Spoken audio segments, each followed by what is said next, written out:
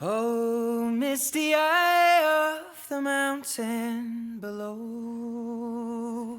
In a hole in the ground there lived a hobbit. Not a nasty, dirty, wet hole filled with the ends of worms and an oozy smell, nor yet a dry, bare, sandy hole with nothing in it to sit down on or to eat. It was a hobbit hole, and that means comfort. It had a perfectly round door, like a pothole, painted green, with a shiny yellow brass knob in the exact middle.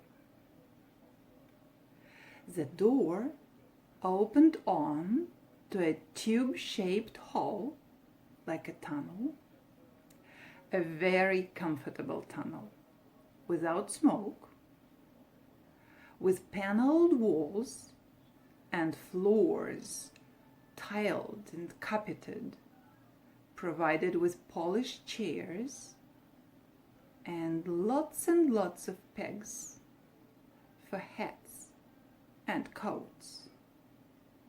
The hobbit was fond of visitors. Going fairly, but not quite straight, into the side of the hill. The hill, as all the people for many miles round it called it, and many little round doors opened out of it, first on one side and then on another. No going upstairs for the hobbit. Bedrooms, bathrooms, cellars, pantries, lots of these, wardrobes. We had whole rooms devoted to clothes, kitchens, dining rooms, all were on the same floor, and indeed on the same passage. The best rooms were on the left-hand side, going in, for these were the only ones to have windows, deep-set round windows looking over his garden, and meadows beyond, sloping down to the river. This hobbit was a very well-to-do hobbit, and his name was Baggins. The Bagginses had lived in the neighborhood of the hill for time out of mind, and people considered them very respectable. Not only because most of them were rich, but also because they never had any adventures or did anything unexpected. You could tell what a Baggins would say on any question without the bother of asking him. This is a story of how a Baggins had an adventure and found himself doing and saying things altogether unexpected. He might have lost the neighbors' respect, but he gained, well, you will see whether he gained anything in the end. The mother of our particular hobbit. Oh, what is a hobbit? I suppose hobbits need some description nowadays, since they have become rare and shy of the big people, as they call us. They are, or were, a little people, about half our height, and smaller than the bearded dwarfs. Hobbits have no beards. There is little or no magic about them, except ordinary everyday sort, which helps them to disappear quietly and quickly when large stupid folk, like you and me, come blundering along, making a noise like elephants, which they can hear a mile off. They are inclined to be fat in the stomach. They dress in bright colors, chiefly green and yellow, wear no shoes, because their feet grow natural leathery soles and thick warm brown hair, like the stuff on their heads, which is curly. Have long clever brown fingers, good-natured faces, and love deep in fruity laughs, especially after dinner, which they have twice a day when they can get it. Now you know enough to go and read. As I was saying, the mother of this hobbit, of Bilbo Baggins, that is, was the fabulous Belladonna Took, one of the 3 remarkable daughters of the old Took, head of the hobbits who lived across the water, the small river that ran at the foot of the hill. It was often said in other families that long ago one of the Took ancestors must have taken a fairy wife. That was, of course, absurd, but suddenly there was still something not entirely hobbit-like about them, and once in a while members of the Took clan would go and have adventures. They discreetly disappeared and the family hashed it out. But the fact remains that the Tooks were not as respectable as the Bagginses, though they were undoubtedly richer. Not that Belladonna Took ever had any adventures after she became Mrs. Bunga Baggins. Bunga, that was Bilbo's father, built the most luxurious hobbit hall for her, and partly with her money, that was to be found either under the hill, or over the hill, or across the water, and there they remained to the end of their days. Still, it is probable that Bilbo, her only son, although he looked and behaved exactly like a second edition of his solid and comfortable father, got something a bit queer in his makeup from the Took's side, something that only waited for a chance to come out.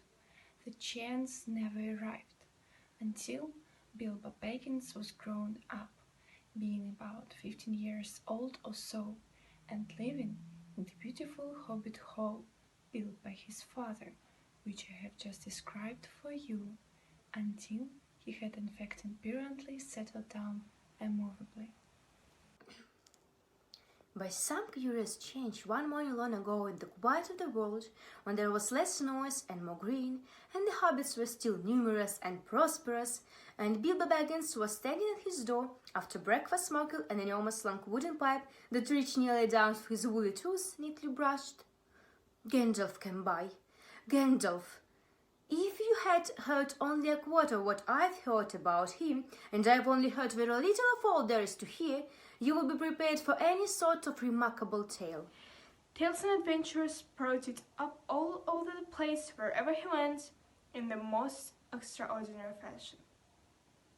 He had not been down that way under the hill for ages and ages, not since his friend the Altook died, in fact, and the hobbits had almost forgotten what he looked like. He had been away over the hill and across the water, on business of his own, since they were all small hobbit boys and hobbit girls. All that the unsuspecting Bilbo saw that morning was an old man with a staff. He had a tall pointed blue hat, a long grey cloak, a silver scarf over which a white beard hung down below his waist, and immense black boots. "Good morning," said Bilbo, and he meant it. The sun was shining, and the grass was very green. But Gandalf looked at him from under long bushy eyebrows that stuck out further than the brim of his shady hat. "What do you mean?" he said. "Do you wish me a good morning, or mean that it is a good morning that I wanted or not? Or that you feel good this morning, or that it is morning to be good on?" "All of them at once," said Bilbo, "and a very fine morning for a pipe of tobacco out of doors and into the bargain. If you have a pipe about you, sit down and have a fill of mine. There's no hurry, we have all the day before us." Then Bilbo sat down on the seat by his door, crossed his legs, and blew out a beautiful grey ring of smoke that sailed up into the air without breaking and floated away over the hill. "Very pretty," said Gandalf, "but I have no time to blow smoking rings this morning. I am looking for someone to share in an adventure that I am arranging, and it's very difficult to find anyone." "I should think so, in these parts. We are plain quiet folk and have no use for adventures. Nasty, disturbing, uncomfortable things. Make you late for dinner. I can't think what anybody sees in them," said our Mr. Baggins, and stuck one thumb behind his braces and blew out another ever bigger smoke pipe. Then he took out his morning letters and began to read, pretending to take no more notice of the old man. He had decided that he was not quite his sort, and wanted him to go away. But the old man did not move. He stood leaning on his stick and gazing at the hobbit without saying anything till Bilbo got quiet and comfortable and even a little cross. "Good morning," he said at last. "We don't want any adventures here, thank you. You might try over the hill or across the water." By this he meant that the conversation was at an end.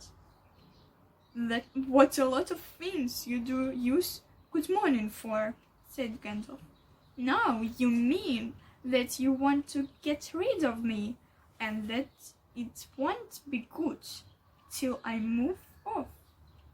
Not at all, my dear sir. Let me see. I don't think I know your name. Yes, my dear sir. And I do know your name, Mr. Bilbo Bobbins. And you do know my name. Troth, you don't remember that I belong to it. I'm Gandalf, and Gandalf means me. To think that I should have lived to be good-mourned by Belladonna Took's son, as if I was selling buttons at the door. Gandalf, good gracious me, not the wandering wizard that gave all Took a pair of magic diamond studs that fastened themselves and never came undone till ordered. Not the fellow who used to tell such wonderful tales at parties about dragons and goblins and giants and the rescue of princesses and unexpected luck of widowed sons. Not the man that used to make such particular excellent fireworks. I remember those. Old Took used to have them on Midsummer's Eve. Splendid. They used to go up like great lilies and snapdragons and laburnums of fire and hang in the twilight all evening. You will notice already that Mr. Baggins was not quite so prosy as he liked to believe. Also, that he was very fond of flowers. Dear me, he went on, not the Gandalf who was responsible for so many quiet lads and lasses going off into the blue for mad adventures, anything from climbing trees to visiting elves, or sailing in ships, sailing to other shores. Bless me. Life used to be quite you used to upset things badly in this past once upon a time. I beg your pardon, but I had no idea you were still in business. Where else should I be? Said the wizard. All the same, I'm pleased to find you remember something about me. You seem to remember my fireworks kindly, at any rate, and it is not without hope. Indeed, for your old grandfather Took's sake, and for the sake of poor Belladonna, I will give you what you asked for. I beg your pardon, I haven't asked for anything. Yes, you have, twice now. My pardon, I give it you. In fact, I will go so far as to send you on this adventure. Very amusing for me, very good for you, and profitable too, very likely, if you ever get over it. Sorry, I don't want any adventures. Thank you, not today. Good morning. But please come to tea. Any time you like. Why not tomorrow? Come tomorrow. Goodbye. With that, the hobbit turned and scuttled inside his round green door and shut it as quickly as he dared not to seem rude. Wizards, after all, are wizards. What on earth did they ask him to tea for? He said to himself, as he went to the pantry. He had only just had breakfast, but he thought a cake or two and a drink of something would do him good after his fright. Gandalf, in the meantime, was still standing outside the door and laughing long but quietly. After a while, he stepped up and with the spike of his staff scratched a queer sign on the hobbit's beautiful green front door.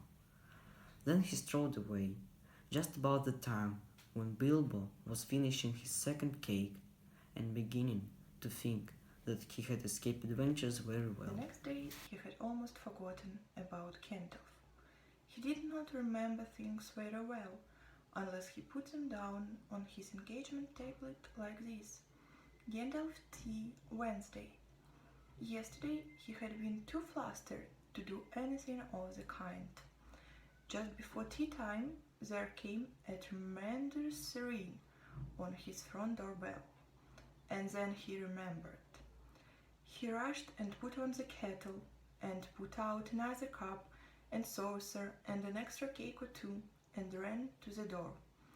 "I'm so sorry to keep you waiting," he was going to say, when he saw that it was not Gandalf at all. It was a dwarf with a blue beard tucked into a golden belt and very bright eyes under his dark green hood. As soon as the door was opened, he pushed inside, just as if he had been expected. He hung his hooded cloak on the nearest peg and, "Dwalin," "At your service," he said with a low bow. "Bilbo Baggins, at yours," said the hobbit, too surprised to ask any question for the moment. When the silence that followed had become uncomfortable, he added, "I'm just about to take tea. Pray, come and have some with me. A little stiff, perhaps, but he meant it kindly. And what would you do if an uninvited dwarf came and hung his things up in your hall without a word of explanation?" They had not been at table long. In fact, they had hardly reached the third cake when there came another, even louder ring at the bell. "Excuse me," said the hobbit, and off he went to the door. "So, you have got here at last," was what he was going to say to Gandalf this time. But it was not Gandalf. Instead, there was a very old-looking dwarf on the step with a white beard and a scarlet hood. And he too hopped inside as soon as the door was open, just as if he had been invited. "I see they have begun to arrive already," he said when he caught sight of Dwalin's green hood hanging up. He hung his red one next to it, and "Balin at your service," he said with his hand on his breast. "Thank you," said Bilbo with a gasp. It was not the correct thing to say, but "they have begun to arrive" had flustered him badly.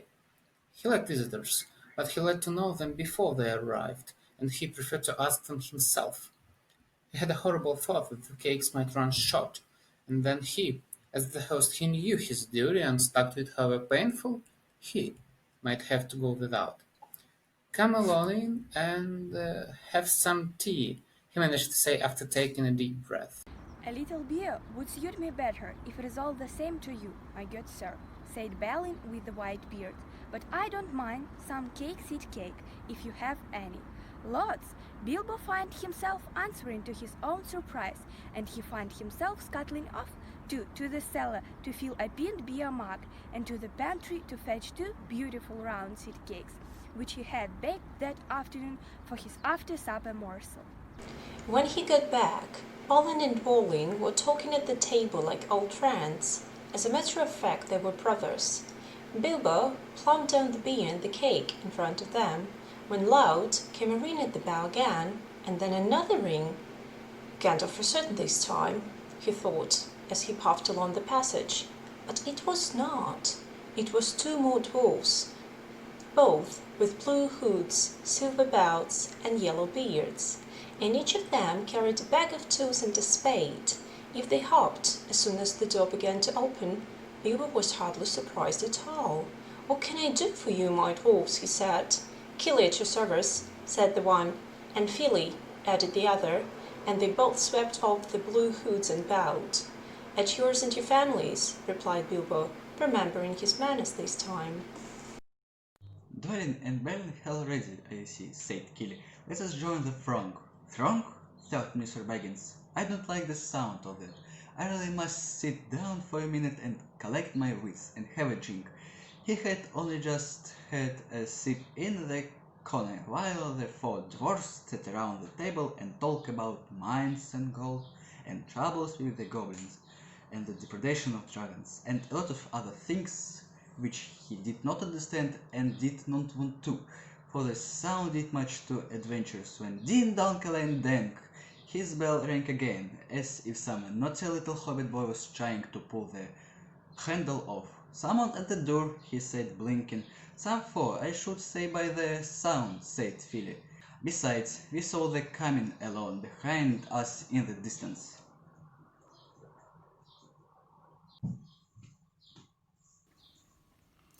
The poor little hobbit sat down in the hall and put his head in his hands, and wondered what had happened and what was going to happen, and whether we would all stay to supper. Then the bell rang again, louder than ever, and he had to run to the door. It was not 4 after all, it was 5. Another dwarf had come along while he was wandering in the hall. He had hardly turned the knob. They were all inside, bowing and saying, "At your service," one after another. Dori, Nori, Ori, On, and Gluin were her names, and very soon two purple hoods, a grey hood, a brown hood, and white hood were handing on the packs, and off they marched with her broad hands stuck in her gold and silver belts to join the others. Already it had almost become a brew. Some called for ale, and some for porter, and one for coffee, and all of them for cakes. So the Hobbit was very kept busy for a while. A big jug of coffee has just been set in the hub. The seed cakes were gone, and the dwarfs were starting on a round of buttered scones, when there came a loud knock. Not a ring, but a hard rat-tat on the Hobbit's beautiful green door. Somebody was banging with a stick. Bilbo rushed along the passage, very angry and altogether bewildered and bewildered. This was the most awkward Wednesday he ever remembered. He pulled open the door with a jerk, and they all fell in, one on top of the other. More dwarfs, 4 more. And there was Gandalf behind, leaning on his staff and laughing. He had made quite a dent of the beautiful door. He had also, by the way, knocked out the secret mark that he had put there the morning before. Carefully, carefully, he said. It's not like you, Bilbo, to keep friends waiting on the mat and then open the door like a pop gun. Let me introduce Bifur, Bofur, Bombur, and especially Thorin. At your service, said Bifur, Bofur, and Bombur, standing in a row. Then they hung up 2 yellow hoods and pale green one, and also a sky blue one with a long silver tassel. This last belonged to Thorin, an enormously important dwarf, in fact no other than the great foreign Oakenshaw himself, who was not at all pleased at falling flat on Bilbo's mat with Bifur, Bofur, and Bombur on top of him. The one thing, Bombur was immensely fat and heavy.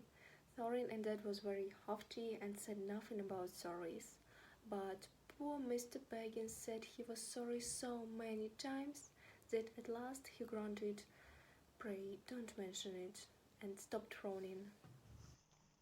"Now we are all here," said Gandalf, looking at a row of floating hoods, the best detachable party hoods and his own, and handing the packs. Quite a merry gathering. "I hope there is something left for the latecomers to eat and drink. What's that? Tea? No, thank you. A little red wine, I think, for me, and for me," said Thorin. "And raspberry jam and apple tart," said Bifur. "And mince pies and cheese," said Bofur. "And pork pie and salad," said Bombur. "And more cakes and ale and coffee, if you don't mind," called the other dwarfs through the door. "Pat on a few eggs, there is, good fellow," Gandalf called after him as the Hobbit stumped off to the pantries. "And just bring out the cold chicken and pickles." "Seems to know as much about Vincent of Maladras as I do myself," thought Mr. Baggins, who was feeling positively flummoxed, and was beginning to wonder whether a most wretched adventurer had not come right into his house. By the time he had got all the bottles and dishes and knives, forks and glasses and plates, and spoons and things piled up on big trays, he was getting very hot, and red in the face, and annoyed. "I rusticate and be bothered with dwarfs," he said aloud. "Why don't they come and lend a hand?" Lo and behold, they stood bailing and bawling at the door of the kitchen and filing kindly behind them, and before he could say nay, they had whisked the trays and a couple of small tables into the parlor and set out everything afresh. Gandalf sat at the head of the party with the 13 dwarfs all around, and Bilbo sat on a stool at the far side, nibbling at a biscuit. His appetite was quite taken away, and trying to look as if this was all perfectly ordinary and not in the least an adventure. The dwarfs ate and talked, and time got on. At last they pushed their chairs back, and Bilbo made a move to collect the plates and the glasses. "I suppose you will all stay to supper?" he said in his politest, unpleasant tones. "Of course," said Thorin. "And after? We shan't get to the business till late, and we must have some music first. Now to clear up!" Thereupon the 12 dwarfs, not Thorin, he was too important and stayed talking to Gandalf, jumped to their feet and made tall piles of other things. Off they went, not waiting for trays, balancing columns of plates, each with a bottle on the top. With one hand, while the Hobbit ran after them, almost squeaking with fright. "Please, be careful, and please don't trouble, I can manage." But the dwarfs only started to sing. Chip the glass and crack the plates, blunt the knives and mend the forks. That's what Bilbo Baggins hates. Smash the boards and on the pokes. Cut the cloth and tread on a bed. Put the meat on the pantry floor. Leave the bones on the bedroom mat. Splash the wine on every door. Dump the crocks in a bowl and bowl. Pound them after the thumping pole. And when you're finished of any hole, send them down the hole to roll. That's what Bilbo Baggins hates. So carefully with the plates. And of course they did none of the dreadful things, and everything was cleaned and put away safe as quick as the lightning, while the Hobbit was turning round and round in the middle of the kitchen trying to see what they were doing. Then they went back and found Thorin with his feet on the fender smoking the pipe. He was blowing the most enormous smoke rings, and whatever he told one to go, it went up the chimney, or behind the clock on the mantelpiece, or under the table, or round and round the ceiling. But whatever it went, it was not quick enough to escape Gandalf.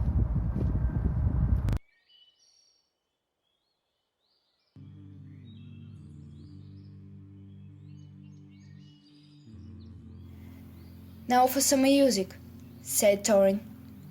"Bring out the instruments." Kili and Fili rushed for their bags and brought back little fiddles. Dori, Nori, and Ori brought out flutes from somewhere inside their coats. Bomber produced a drum from the hole. Bifur and Bofur went out too and came back with clarinets that they had left among the walking sticks. Dwalin and Balin said, "Excuse me, I left mine in the porch." "Just bring mine in with you," said Thorin. They came back with wheels as big as themselves and with Thorin's harp wrapped in a green cloth.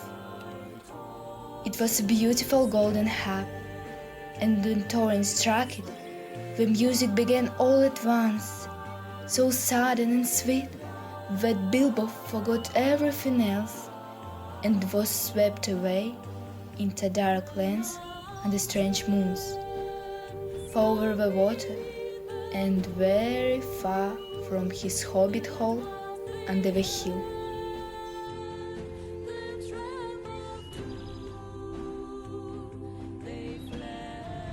Dark came into the room from the little window that opened in the side of the hill. The firelight thickened. It was April, and still they played on, while the shadow of Gandalf's beard backed against the wall. The dark filled all the room, and the fire died down, and the shadows were lost, and still they played on. And suddenly first one and then another began to sing as they played, deep-throated singing of the dwarfs in the deep places of their ancient homes. And this is like a fragment of their song, if it can be like their song without their music. For over the misty mountains cold, to dungeons deep and caverns old, we must away ere break of day to seek the pale enchanted gold. The dwarfs of yore made mighty spells, while hammers fell like ringing bells, in places deep, where dark things sleep, in hollow halls beneath the fells. For ancient king and elvish lord, their many a gloam and golden horde, they shaped and wrought, and light they cut, to hide in gems on hilt of sword. On silver necklaces they strung the flowering stars, on crowns they hung the dragon fire, in twisted wire they meshed the light of moon and sun. Over misty mountains cold, to dangers deep and cowing soul, we must away ere break of day, to claim our long forgotten gold. Goblets they carved were for themselves, and harps of gold where no man deals. They lay way long, and many a song was sung unheard by men or elves. The pines were roaring on the height, the winds were moaning in the night. The fire was red, it flaming spread, the trees like torches blazed with light. The bells were ringing in the dale, and men looked up with faces pale. The dragon's eye, more fierce than fire, laid low the towers and houses frail. The mountains smoked beneath the moon. The dwarfs, they heard the tramp of doom. They fled their hall, to die and fall beneath his feet, beneath the moon, far over the misty mountains grim, to dungeons deep and caverns dim. We must away, ere break of day, to win our harps and go from him. As they sang, the hobbit felt the love of beautiful things, made by hands and by cunning and by magic moving through him. A fierce and jealous love, the desire of the hearts of dwarfs. Then something Turkish woke up inside him, and he wished to go to see the great mountains, and hear the pine trees and the waterfalls, and explore the caves, and wear a sword instead of a walking stick. He looked out of the window. The stars were out in the dark sky above the trees. He thought of a jewels of dwarfs shining in dark caverns. Suddenly, in the wood beyond the water, a flame leapt up. Probably somebody lighting a wood fire. And he thought of plundering dragons settling on his quiet hill and kindling it all to flames. He shuddered, and very quickly he was playing Mr. Baggins of Back End, under a hill, again. He got up trembling. He had less than half a mile to fetch the lamp, but more than half a mile to pretend to. He'd go and hide behind the bare barrels of the cellar, and not come out again until the dwarfs had gone away. Suddenly he found that the music and the singing had stopped, and they were looking at him, with eyes shining in the dark. "Where are you going?" said Thorin, in a tone that seemed to show that he guessed about half the Hobbit's mind. "What about a little light?" said Bilbo apologetically. "We like the dark," said the dwarfs. "Dark for dark business. There are many hours before dawn." "Of course," said Bilbo, sitting down in a hurry. He missed a stool and sat in the fender, looking over the pocket and shovel with the crash. "Hush," said Gandalf. "Let Thorin speak." And this is how Thorin began. "Gandalf, dwarfs, and Mr. Baggins, we are not together in the house of our friend and fellow conspirator, this most excellent and audacity Hobbit. May the hair on his toes never fall out. All praise to his wine and ale." He paused for breath and for a polite remark from the Hobbit, but the compliments were quite lost on poor Bilbo Baggins, who was wagging his mouth in protest at being called audacity and worst of all fellow conspirator. Though no noise came out, he was so flummoxed. So Thorin went on. "We are meant to discuss our plans, our ways, means, policy and devices. We shall soon, before the break of the day, start our long journey. A journey from which some of us, or perhaps all of us, except our friend and counselor, the ingenious wizard Gandalf, may never return. It's a solemn moment. Our object is, I take it, well known to us all, to the estimable Mr. Baggins, and perhaps to one or two of the younger dwarfs. I think I should be right in naming them Kili and Fili. For instance, the exact situation at the moment may require a little brief explanation.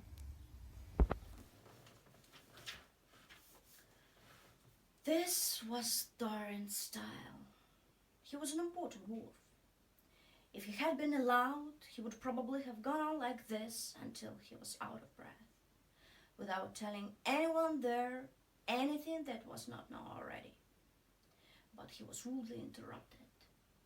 Poor Bilbo couldn't bear it any longer. At May never return, he began to feel a shriek coming up inside. And very soon it burst out like the whistle of an engine coming out of a tunnel. All the dwarfs sprang up, knocking over the table. Gandalf struck a blue light on the end of his magic staff, and in its firework glare the poor little hobbit could be seen kneeling on the hard rock, shaking like a jelly that was melting. Then he fell flat on the floor and kept on calling out, struck by lightning, over and over again. And that was all they could get out of him for a long time. So they took him and laid him out of the way on the drawing room sofa with a drink at his elbow, and they went back to their dark business. "Excitable little fellow," said Gandalf as they sat down again. "Gets funny queer feats, but he's one of the best as fierce as a dragon in a pinch." If you have ever seen a dragon in a pinch, you will realize that this was only poetical exaggeration applied to any habit, even to old Took's great-grand-uncle, Bull Roarer, who was so huge for a hobbit that he could ride a horse.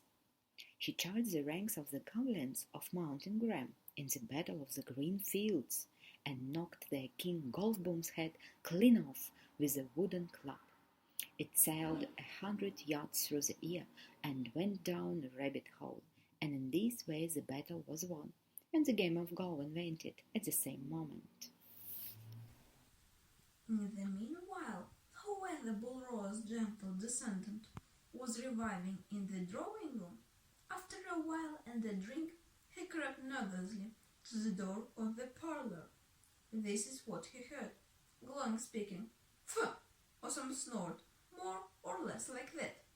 Will he do you think?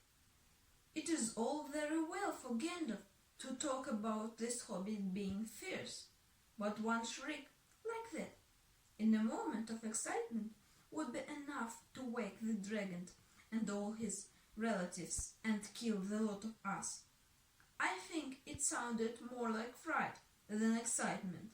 In fact, if it had not been for the sign on the door, I should have been sure we have come to the wrong house. As soon as I clapped eyes on the little fellow bobbing and puffing on the mat, I had my doubts. He looks more like a grocer than a burglar. Then Mr. Baggins turned the handle and went in. The Took side had won. He suddenly felt he would go without bed and breakfast to be thought fierce. As for little fellow bobbing on the mat, it almost made him really fierce.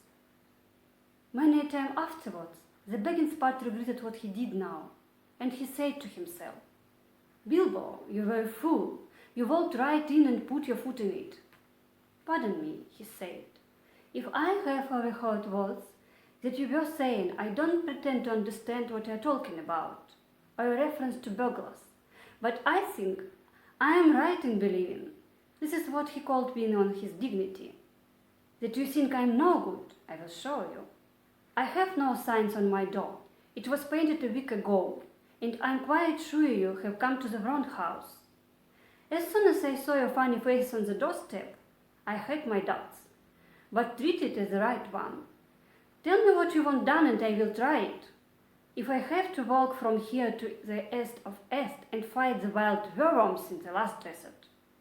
I had a great-great-great-grand-uncle once, Will Took, and..." Yes, but that was long ago," said Glenn. "I was talking about you, and I assure you there is a mark on this door, the usual one in the trade, or used to be. Burglar wants a good job, plenty of excitement, and reasonable reward. That's how it is usually read. You can say expert treasure hunter instead of burglar if you like. Some of them do. It's all the same to us. Gandalf told us there was a man of the sort in these parts looking for a job at once, and that he had arranged for a meeting here this Wednesday tea time. Of course, there is a mark, said Gandalf. I put it there myself, for very good reasons. You asked me to find the 13th man for your expedition, and I chose Mr. Baggins. Just let anyone say I chose the wrong man or the wrong house, and you can stop at 13 and have all the luck you like, or go back to digging coal. He scowled so angrily at Chloe with a dwarf-handled bag in his chair, and when Bilbo tied up his mouth to ask a question, he turned and frowned at him and stuck out his bushy eyebrows, till Bilbo shut his mouth tight with a snap. "That's right," said Gandalf. "Let's have no more argument.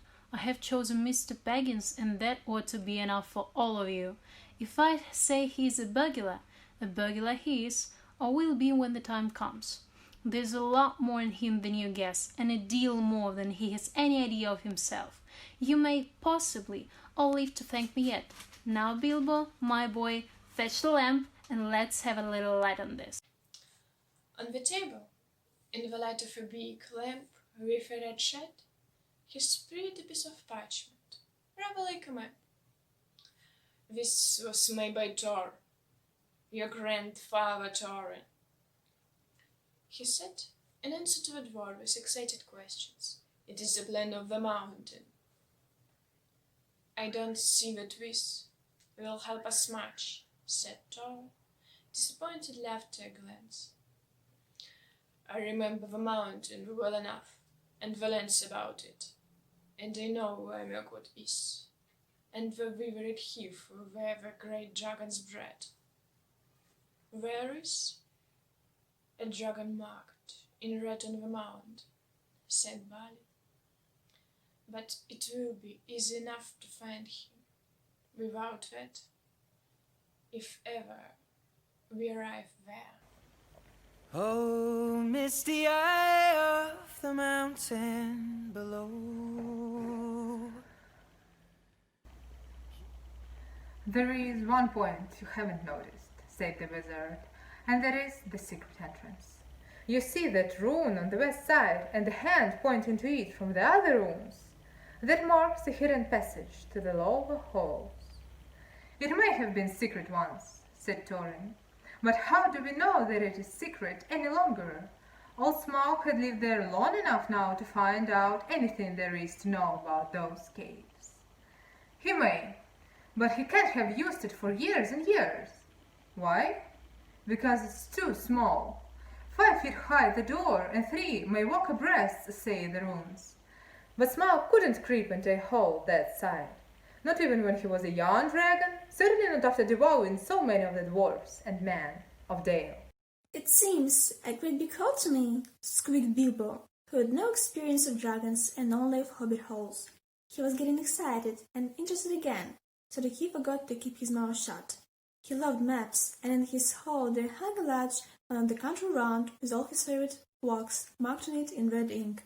How could such a large door be kept secret from everybody outside, apart from the dragon? He asked. He was only a little hobbit, you must remember. "In lots of ways," said Gandalf, "but in what way? This one has been hidden, we don't know, without going to see. From what it says on the map, I should guess there's a closed door, which has been made to look exactly like the side of the mountain. There's the usual plough's method. I think there is right, isn't it?" "Quite right," said Thorin. "Also," went on Gandalf, "I forgot to mention that with the map went a key, a small and curious key. Here it is," he said, and handed to Thorin a key with a long barrel and intricate wards made of silver. "Keep it safe." "Indeed I will," said Thorin, and he fastened it upon a fine chain that hung about his neck and under his jacket. Now things begin to look more hopeful. This news alters them much for the better. So far we have had no clear idea what to do. We thought of going east, as quiet and careful as we could, as far as the Long Lake. After that, the trouble would begin. "A long time before that, if I know anything about the roads east," interrupted Gandalf. "We may go from there up along the river running," went on Thorin, taking no notice. and so to the ruins of Dale, the old town in the valley there, under the shadow of the mountain. But we, none of us like the idea of the front gate. The river runs right out of it through the great cliff at the south of the mountain, and out of it comes the dragon too, far too often, unless he has changed. That would be no good, said the wizard. Not without a mighty warrior, even a hero. I tried to find one, but warriors are busy fighting one another in distant lands, and in this neighborhood heroes are scarce, or simply not to be found. Swords in these parts are mostly blunt, and axes are used for trees, and shields as cradles or dish covers. And dragons are comfortably far off, and therefore legendary. That's why I settled on burglary, especially when I remembered the existence of a side door. And here is our little Bilbo Baggins, the burglar, the chosen and selected burglar. So, now let's get on and make some plans. Very well then, said Thorin, supposing the burglar expert gives us some ideas or suggestions. He turned with mock politeness to Bilbo. First, I should like to know a bit more about things, said he, feeling all confused and a bit shaky inside, but so far still lookishly determined to go on with things. I mean, about the gold and the dragon and all that, and how it got there and who it belonged to and so on, and further. Bless me, said Thorin. Haven't you got a map? And didn't you hear our song? And haven't we been talking about all this for hours? We might go from there up along the river running, went on Thorin taking no notice, and so to the ruins of Dale, the old town on the valley there, under the shadow of the mountain. But we none of us like the idea of the front gate. The river runs right out of it through the great cliff at the south of the mountain, and out of it comes the dragon too, far too often, unless he has changed. Oh, very well, said Thorin. Long ago, in my grandfather Frost's time, our family was driven out of the far north, and came back with all their wealth and their tools to this mountain on the map. It had been discovered by my father and sister Train the Old, but now they mined and they tunneled and they made hunger hells and greater workshops, and in addition, believe they found a good deal of gold and a great many jewels too. Anyway, they grew immensely rich and famous, and my grandfather was kind under the mountain again and treated with great reverence by the mortal men who lived to the south and were gradually spreading up the running river as far as the valley overshadowed by the mountain. They built the merry town of Dale there in those days. Kings used to send for our smiths, and reward even the least skillful most richly. Fathers would beg as to take their sons as princes, and pay as handsomely, especially in food supplies, which we never bought to grow or find for ourselves.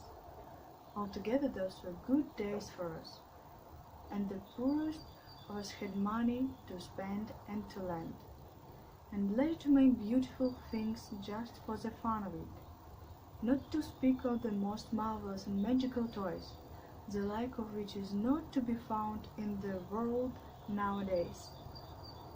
So my grandfather's hall became full of armor, and jewels, and carvings, and combs. And the toys market of Dale was a wonder of the north. Undoubtedly, that was what brought the dragon. Dragons steal gold and jewels, you know, from men and evils and dwarfs, wherever they can find them, and they guard their plunder as long as they live, which is practically forever unless they are killed, and never enjoy a breath of it. Indeed, they hardly know a good bit of work from a bad, but they usually have a good notion of the curate marked value. and they can't make a thing for themselves. Not even mend a little loose scale of the armor.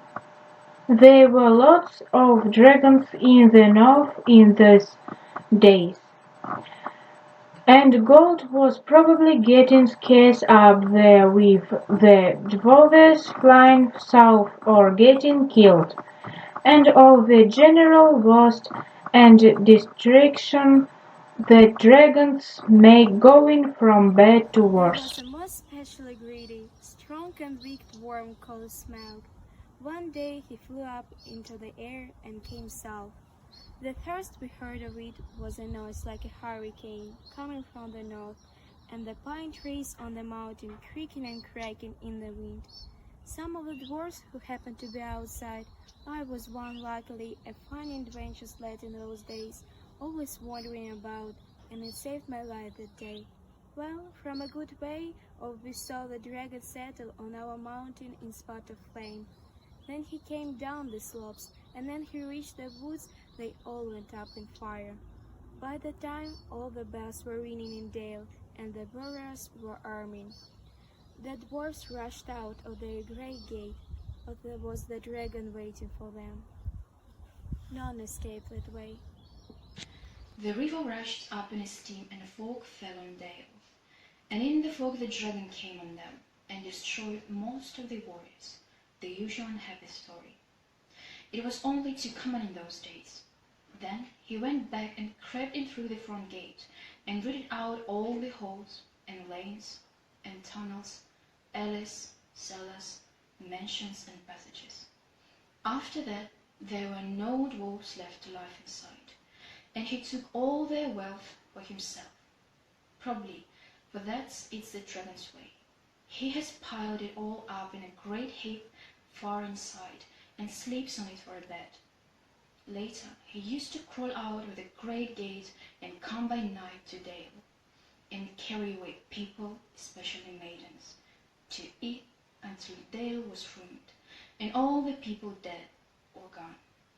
What goes on there now I don't know for certain, but I don't suppose anyone lives nearer to the mountain than the far edge of the long lake nowadays. I often wondered about my father's and my grandfather's cave. I see now they must have had a private side door which only we knew about. But apparently they made a map, and I should like to know how Gandalf got hold of it and why it didn't come down to me. Right, later. I didn't get hold of it, I was given it, said the wizard. Your grandfather Frodo was killed, you remember, in the mines of Maria by Isaac the Baldwin. Catch his name, yes, said Thorin, and Thrain your father went away on the 21st of April 100 years ago, last Thursday, and has never been seen by you since. True, said Thorin. Well, your father gave me this to give to you, and if I have chosen my own time and way of hanging it over, you can hardly blame me, considering the trouble I had to find you. Your father could not remember his own name when he gave me the paper, and he never told me yours. So, on the whole, I think I ought to be praised and thanked. Here it is, said he, handing the map to Thorin. I don't understand, said Thorin, and Bilbo felt he would have liked to say the same. The explanation did not seem to explain. Your grandfather, said the wizard slowly and grimly, gave the map to his son for safety before he went to the mines of Moria. Your father went away to try his luck with the map after your grandfather was killed, and lots of adventures of a most unpleasant sort he had, but he never got near the mountain. How he got there, I don't know, but I found him a prisoner in the dungeons of the necromancer. Whatever we were doing there? Asked Thorin with a shudder, and all the dwarfs shivered. Never you mind, I was finding things out as usual, and nasty dangerous business it was. Even I, Gandalf, only just escaped. I tried to save your father, but it was too late. He was witless and wandering, and had forgotten almost everything except the map and the key. We have long ago paid the goblins of Moria, said Thorin. We must give a thought to the necromancer. Don't be absurd. He is an enemy quite beyond the powers of all the dwarfs put together, if they could all be collected again from the four corners of the world. The one thing your father wished was for his son to read the map and use the key. The dragon and the mountain are more than big enough tasks for you. Here, here, said Bilbo, and accentedly said it aloud. Hear what? They all said, turning suddenly towards him. And he was so flustered that he answered, Hear what I have got to say. What's that? They asked. Well, I should say that you ought to go east and have a look round. After all, there is the cider and dragons must sleep sometimes. I suppose if you sit on the doorstep long enough, I dare say you will think of something. And well, don't you know, I think we have talked long enough for one night, if you see what I mean. What about bed and an early start and all that? I will give you a good breakfast before you go. Before we go, I suppose you mean, said Thorin. Aren't you the bogger? And isn't sitting on the doorstep your job, not to speak of getting inside the door? But I agree about bed and breakfast. I like eggs with my ham, with sardine on a journey, fried, not poached, and mind you don't break them. After all the others had ordered for breakfasts, without so much as a please, which annoyed Bilbo very much, they all got up. The Hobbit had to find room for them all, and fill all his spare rooms and lay bags on chairs and sofas, before he got them all stirred, and went to his own little bed very tired, and not altogether happy. One thing he did make his mind up about was not to bother to get up very early and cook everybody else's wretched breakfast. The Tookishness was wearing off, and he was not quite so sure that he was going on any journey in the morning. As he lay in bed, he could hear Thorin still humming to himself in the best bedroom next to him. Far over the misty mountains called, too dangerous, deep, and colourless old, we must away our break of day, to find our long-forgotten gold. Bilbo went to sleep with that in his ears, and it gave him very uncomfortable dreams. It was long after the break of day when he woke up.